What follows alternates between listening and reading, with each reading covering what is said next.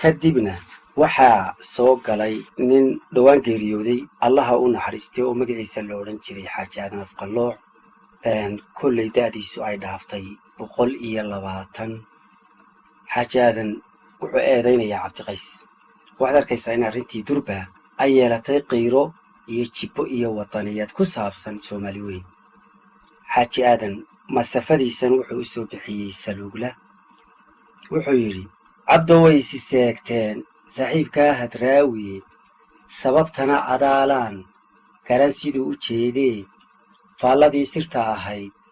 si kale aad u fahantee, taladeenna siman baad suuldhabaala moodee, sogordihiiyo caddaankaad kala saari weydee, bishii oo 3 baa 30 kula ahaatee, 9 baa daruur mooday saakaba da'ayee, surwaalkuu lahaa gabaygu adigaa ka saaree, waa sixirka oo kale si xun waxu tilmaamee, sufahada iyo doqontaad dariiq uga samaysee, su'aal adiga kaa weyn sahal looma celiyee, adigaan dawada sidan lama sarayo maashee, nin shimbiro sabaaya waraf kama sanqariyee, hashii aan sidkeed gaadhin sidig laguma sheegee, codku haddii la sixi waayo surmaseeg ma waayee, lama socotid suguliyo saaxiibbadiisee, sidii subaga loo helay salow baa bilowday, haddii timaha laga sugo madaxu saxar ma qariyee, saad u maqashay mooyee dhakadii baa la seemee, waa sixinta sharadkeeda soogto inay dhammaatee, saryankiiba waa halis sida maanta joogtee, ninkii culuqa sidaybaa sadbursinya doonay, saxarlaay ha fududaan sidaad moodday maahee, sidida iyo heelladu waa wax kaa sokeeyee,